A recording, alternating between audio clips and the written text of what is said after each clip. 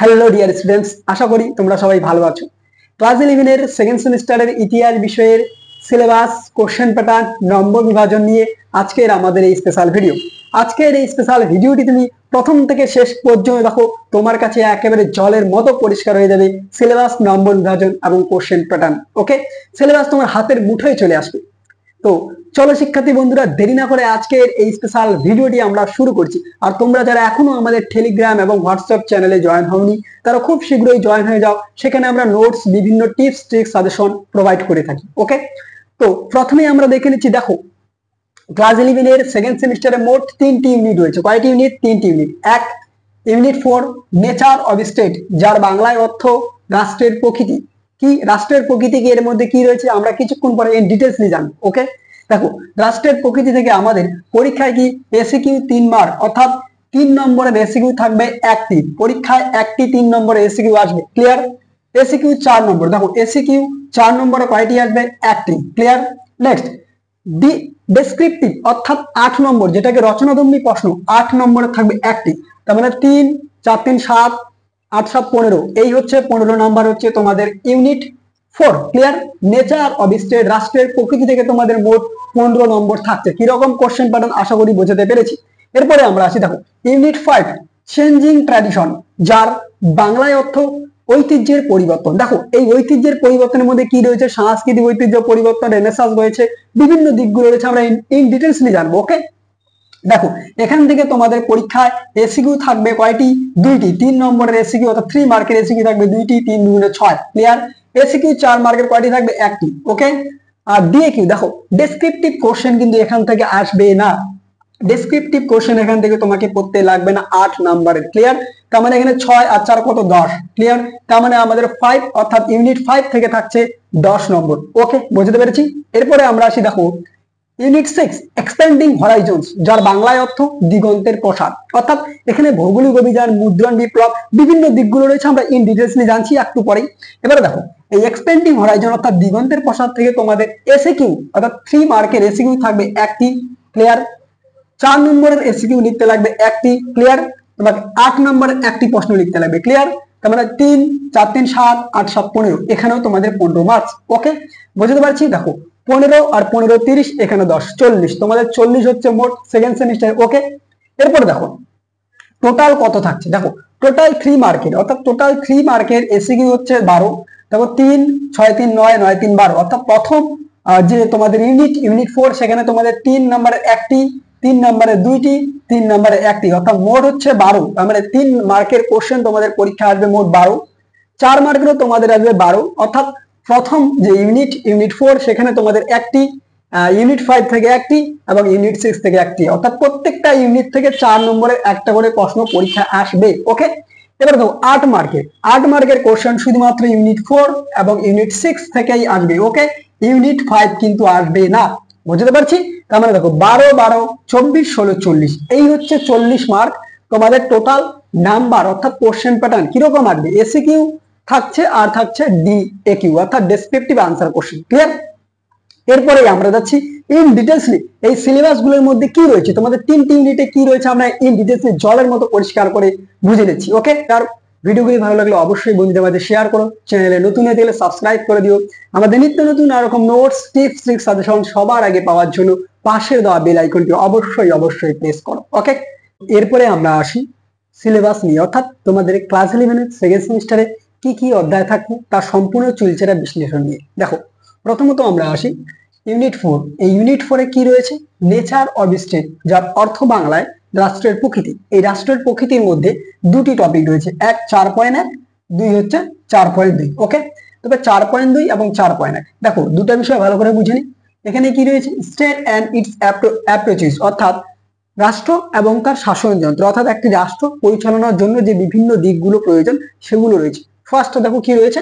The Indian context, Kautilya, the Arthashastra and the state of craft, অর্থাৎ সোজা ভাষায় কি, যে ভারতীয় প্রসঙ্গে এই রাষ্ট্রের পরিচালনা নীতি বা রাষ্ট্র কিরকম ভাবে গঠিত হলো ইত্যাদি বিভিন্ন বিষয় নিয়ে, রাষ্ট্রের শাসন কার্য পরিচালনা, এই বিষয়গুলো নিয়ে যে কৌটিল্যের অর্থশাস্ত্র অর্থাৎ কৌটিল্যের লিখিত অর্থশাস্ত্র গ্রন্থ, সেখানে তিনি কি উল্লেখ করেছেন সেটা নিয়ে হচ্ছে এটা। Clear? 1 2, Ziauddin Barani Fateh-i-Jahangir and the nature of the state under the Delhi sultans, অর্থাৎ দিল্লি সুলতানি শাসনকালে বা দিল্লি আমলে জিয়াউদ্দিন বারনির যে ফতেহ-ই-জাহাঙ্গীর গ্রন্থ, সেই গ্রন্থে তিনি রাষ্ট্রের কি কি দিকগুলো উল্লেখ করেছেন দিল্লি সুলতানি শাসনকালে। এটা হচ্ছে নেক্সট টপিক। ওকে, এরপরে বি নাম্বারে দেখো কি রয়েছে, দ্য ইউরোপিয়ান কনটেক্সট, অর্থাৎ ইউরোপীয় প্রসঙ্গে রাষ্ট্র নিয়ে কি কি গুরুত্বপূর্ণ দিকগুলো রয়েছে। দেখো ইউরোপীয় প্রসঙ্গে কি, গ্রিক অ্যান্ড রোমান ওয়ার্ল্ড, অর্থাৎ গ্রিক এবং রোমান বিশ্ব নিয়ে কি, Thomas Cromwell and the new monarchy, অর্থাৎ টমাস ক্রমওয়েলের যে নতুন রাজতন্ত্র, অর্থাৎ টমাস ক্রমওয়েলের যে নতুন রাজতন্ত্রের কি অবদান ছিল। ওকে, এটা কিসের সঙ্গে, এটা কিন্তু ইউরোপীয় প্রসঙ্গ। ওকে, an intellectual basis of the early modern states, অর্থাৎ যে রাষ্ট্রের যে প্রাথমিক দিকে আধুনিক ধারণা, অর্থাৎ রাষ্ট্রের যে প্রাথমিক আদর্শ প্রথম দিকের আধুনিক, সেটা নিয়ে এখানে বলা হচ্ছে intellectual basis of the yearly modern state, অর্থাৎ আধুনিক পর্বে রাষ্ট্রের যে বিভিন্ন দিকগুলো সেটা থাকছে অ্যাপ্রিচিউস অফ গভর্নেন্স, অর্থাৎ কি গভর্নেন্স মানে নিশ্চয় জানো যে সরকারের যে অ্যাপ্রিচিউস, অর্থাৎ সরকারের যে বিভিন্ন প্রশাসন যন্ত্রগুলো, অর্থাৎ সরকার পরিচালনার জন্য যে বিভিন্ন দিকগুলো সেগুলো নিয়ে। দেখো কি কি থাকছে, এক হচ্ছে পার্সিয়ান স্ট্র্যাপ, অর্থাৎ পার্সিয়ানদের স্ট্র্যাপ ব্যবস্থা কি বা স্ট্র্যাপ ব্যবস্থা কি। দুই হচ্ছে চাইনিজ ম্যান্ডারিন, অর্থাৎ চীনে ম্যান্ডারিন ব্যবস্থা বা ম্যান্ডারিন কথা কি ছিল।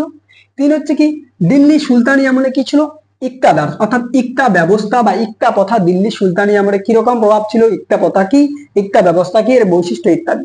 নেক্সট দিয়ে কি থাকছে, মুঘল মনসবদারি, অর্থাৎ মুঘল আমলে মনসবদারি ব্যবস্থা কেমন ছিল। তাহলে আমরা একদম সামারি করে নিচ্ছি।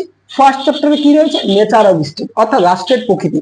এই রাষ্ট্রের প্রকৃতির মধ্যে কি থাকছে, এক হচ্ছে যে ভারতীয় প্রসঙ্গে কৌটিল্যের অর্থশাস্ত্র গ্রন্থ, দুই জিয়াউদ্দিন বারনির ফতেহ-ই-জাহাঙ্গীর গ্রন্থ। ওকে, এরপরে বিশ্বের ইতিহাস, অর্থাৎ ইউরোপীয় প্রসঙ্গে কি থাকছে, এক হচ্ছে যে টমাস ক্রমওয়েলের যে নতুন রাজতন্ত্র, অর্থাৎ নতুন রাজতন্ত্র কিভাবে উদ্ভব করলো টমাস ক্রমওয়েল, সেখানে কি কি অবদান রাখলেন এই বিষয়টি। দ্বিতীয়ত কি থাকছে, দেখো intellectual basis of the earlier modern state, অর্থাৎ প্রাথমিক পর্বে, অর্থাৎ রাষ্ট্র বা নগরের উদ্ভবের প্রাথমিক পর্বের যে দিকগুলো সেটি থাকছে। সেখানে হচ্ছে অ্যাপ্রিচিউস অফ গভর্নেন্স, অর্থাৎ সরকারের যে বিভিন্ন প্রশাসনিক কাঠামোগুলো পরিচালনা করার জন্য বিভিন্ন ব্যবস্থাগুলো, তার মধ্যে কি থাকছে, একটা হচ্ছে পারসিয়ান স্যাট্রাপস, দুই হচ্ছে চাইনিজ ম্যান্ডারিনস, চীনে ম্যান্ডারিন ব্যবস্থা, তিন হচ্ছে দিল্লি সুলতানিতে ইক্তাদার ব্যবস্থা, চার হচ্ছে মুঘল আমলে মনসবদারি কথা। Clear, unit 4। এরপরে আমরা আসি দেখো ইউনিট 5। দেখো ইউনিট 5 এ কি রয়েছে, চেঞ্জিং ট্র্যাডিশন, অর্থাৎ যার বাংলায় অর্থ কি, চেঞ্জিং ট্র্যাডিশনের অর্থ হলো যে ঐতিহ্যের যে বিভিন্ন পরিবর্তন। দেখো কোন সময়ে বিভিন্ন কালচারাল সংস্কৃতি বিভিন্ন ঐতিহ্যের পরিবর্তন, এটা কিন্তু পরিষ্কার বলা হচ্ছে চেঞ্জিং কালচারাল ট্র্যাডিশন, অর্থাৎ সাংস্কৃতিক ঐতিহ্যের পরিবর্তন। কোন সময়, two appreciate the history of cultural transformation with the reference to paintings, art, architecture of the period Renaissance period, অর্থাৎ সোজা ভাষায় নবজাগরণ কালে বা নবজাগরণের সময়কালে যে বিভিন্ন সাংস্কৃতিক পরিবর্তন, পেইন্টিংস, চিত্রকলা, আর্ট, শিল্পকলা, আর্কিটেকচার এবং বিভিন্ন স্থাপত্য ভাস্কর্যের যে বিভিন্ন পরিবর্তন, বিভিন্ন উল্লেখযোগ্য নিদর্শনগুলো কোন সময়, নবজাগরণের সময়। কোন নবজাগরণের সময় যে বিভিন্ন চিত্রকলা, শিল্পকলা, ভাস্কর্য, তারপর হচ্ছে স্থাপত্যের ক্ষেত্রে যে বিশাল বড় এক আবির্ভূত পরিবর্তন ঘটেছিল, সেটা নিয়ে হচ্ছে এখানে বলা হচ্ছে। ওকে, অর্থাৎ ইউনিট 5। এরপরে কি রয়েছে, ডিবেট অন রেনেসান্স, অর্থাৎ নবজাগরণকে নিয়ে যে বিভিন্ন বিতর্ক, আশা করা যায় তোমরা মাধ্যমিকে পড়ে এসেছো যে ইতালির যে ফ্লোরেন্স শহরে নবজাগরণ আর কলকাতার যে নবজাগরণ, এর মধ্যে যে একটা মত পার্থক্য ছিল বা বিভেদ ছিল, ঠিক এখানেও কিন্তু একই রকম বিষয়টা, যে ডিবেট অন রেনেসান্স, অর্থাৎ নবজাগরণের যে বিভিন্ন বিতর্ক কি, এক হচ্ছে পজিটিভ, দুই হচ্ছে নেগেটিভ ইম্প্যাক্ট, অর্থাৎ নবজাগরণের ইতিবাচক দিক বা নেতিবাচক দিক, অর্থাৎ ভালো দিক বা সুফল, আরেকটা হচ্ছে কুফল বা খারাপ দিক। ক্লিয়ার, এরপরে আমরা আসি দেখো এই সময় কি Roman Catholic church of and Protestant movement, অর্থাৎ যে রোমান ক্যাথলিক চার্চে যারা পোপ রাজতন্ত্র ছিলেন, সেই পোপদেরকে কেন্দ্র করে যে বিভিন্ন প্রতিবাদী আন্দোলন হয়েছিল, অর্থাৎ প্রটেস্ট্যান্ট মুভমেন্ট হয়েছিল, যেটাকে বলা হয় প্রতিবাদী আন্দোলন। এই প্রতিবাদী আন্দোলন কি, এক ভারতের ক্ষেত্রে ভক্তি বা দুই হচ্ছে সুফি মুভমেন্ট, সুফি আন্দোলন, তিন হচ্ছে কনফুসিয়াস যেটা হচ্ছে চীনে, নেক্সট হচ্ছে তাও শিন্টো, অর্থাৎ যেটা জাপান ও চীনের মধ্যে হচ্ছে কনফুসিয়াস, তাও শিন্টো। ক্লিয়ার, তার মানে কি এই যে আমরা অধ্যায়টা ইউনিট 5 এটা একটু সামারি করে নিই। এখানে কি রয়েছে, যে সাংস্কৃতিক বিভিন্ন ঐতিহ্যের পরিবর্তন, মূলত নবজাগরণের বেলা যে শিল্পকলা, চিত্রকলা, ভাস্কর্য ইত্যাদি বিষয়গুলো যে বিভিন্ন পরিবর্তনগুলো সেটা নিয়ে। দুই হচ্ছে কি ডিবেটস অন রেনেসান্স, অর্থাৎ রেনেসান্স বা নবজাগরণ নিয়ে যে তর্ক বিতর্কের ভালো দিক খারাপ দিক।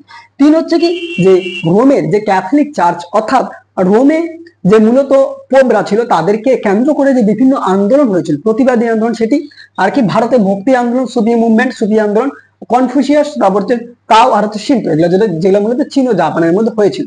ওকে, এরপরে আমরা আসি ইউনিট 6 সর্বশেষ টপিক। দেখো এক্সপ্যান্ডিং হরাইজন, অর্থাৎ যার বাংলা হচ্ছে দিগন্তের প্রসার।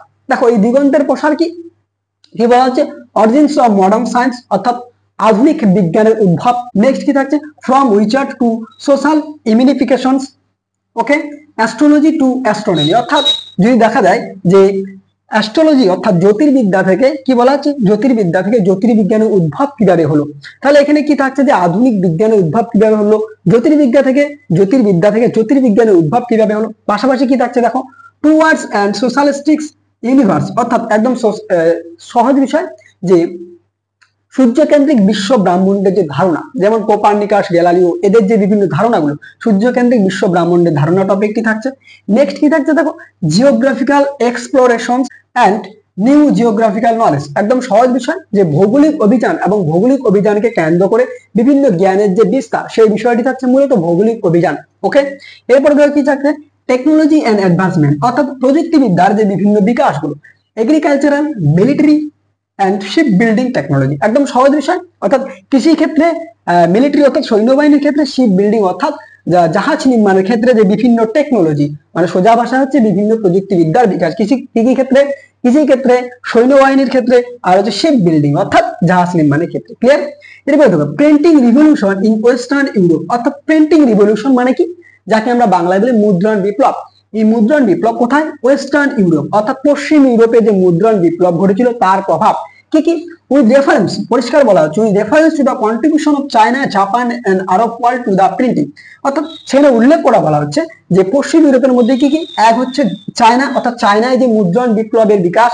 দুই হচ্ছে জাপানে যে মুদ্রণ বিপ্লব। তিন হচ্ছে আরব, অর্থাৎ আরব দেশে যে মুদ্রণ বিপ্লব। ওয়ার্ল্ড অফ দ্য প্রিন্টিং, অর্থাৎ বিশ্বের ইতিহাসে চীন, জাপান, আরবে যে মুদ্রণ বিপ্লব ঘটেছিল তার প্রভাব। তার মানে আমরা সর্বশেষ এই চ্যাপ্টার কি দেখলাম? ইউনিট 6 এ এক্সপেন্ডিং হরাইজন, অর্থাৎ দিগন্তের প্রসার। বিভিন্ন দিকে আধুনিক বিজ্ঞান উদ্ভব ঘটছে, ভৌগোলিক অভিযান ঘটছে, বিভিন্ন প্রযুক্তিবিদ্যার বিকাশ ঘটছে। যে প্রাচীনকালে যে বিশ্ব ব্রহ্মাণ্ড নিয়ে মানুষের মধ্যে ভুল ধারণা ছিল, সেগুলোর যে বিভিন্ন ব্যাখ্যা, গ্যালিলিও, কোপার্নিকাস ইত্যাদি এদের নিয়ে। তারপরে কি থাকছে? বিভিন্ন প্রযুক্তিবিদ্যার বিকাশ কৃষি ক্ষেত্রে, তারপরে হচ্ছে তোমার সৈন্যবাহিনীর ক্ষেত্রে, জাহাজ নির্মাণের ক্ষেত্রে। এছাড়াও কি যে মুদ্রণ শিল্পের যে একটা ব্যাপক যে প্রসার, সেই বিষয়টি এখানে থাকছে। ওকে, তো এই ছিল যে ক্লাস 11 এর সেমিস্টার 2 এর যে তিনটা টপিক। এক হচ্ছে ইউনিট 4, ইউনিট 5, ইউনিট 6। এবার দেখো ইউনিট 4 এ তোমাদের থাকছে 15 নাম্বার, যেটা আমরা কিছুক্ষণ আগে আলোচনা করলাম নাম্বার ডিভিশন নিয়ে। নেক্সট হচ্ছে কি ইউনিট 5 এ তোমাদের থাকছে 10 নম্বর, আর ইউনিট 6 এ তোমাদের থাকছে 15 নম্বর। তো 15 হচ্ছে 30, আর হচ্ছে 10 হচ্ছে 40। ক্লিয়ার? ওকে, আজকের ভিডিওটি এ পর্যন্ত। দেখা হচ্ছে অন্য কোনো এক ভিডিওতে। অবশ্যই তোমরা কমেন্ট বক্সে কমেন্ট করে জানিও আজকের ভিডিওটি কেমন লাগলো। আর খুব শীঘ্রই আমরা হিস্ট্রি বিষয়ে সম্পূর্ণ অধ্যায় ভিত্তিক ক্লাস নিয়ে আসি এই ইউটিউবে। তো যারা এখনো পর্যন্ত আমাদের টেলিগ্রাম চ্যানেলে জয়েন হয়নি এবং আমাদের হোয়াটসঅ্যাপ চ্যানেলে জয়েন হয়নি, তারা অবশ্যই জয়েন হয়ে যাও, কারণ সেখানে আমরা নিত্য নতুন এরকম নোটস, টিপস অবশ্যই শেয়ার করে থাকি। কারণ দেখো সেকেন্ড সেমিস্টারে কিন্তু হচ্ছে ডেসক্রিপটিভ, তাই আমরা কিন্তু ডেসক্রিপটিভ টাইপ অবশ্যই ইউটিউব চ্যানেলে আপলোড করব, কিন্তু সেই নোটস গুলো কিন্তু আমাদের টেলিগ্রাম চ্যানেল এবং হোয়াটসঅ্যাপে পেয়ে যাবে। ওকে, তো দেখা হচ্ছে অন্য কোনো এক ভিডিওতে। ততক্ষণ পর্যন্ত পড়তে থাকো, জানতে থাকো এবং অবশ্যই আমাদের পাশে থাকো।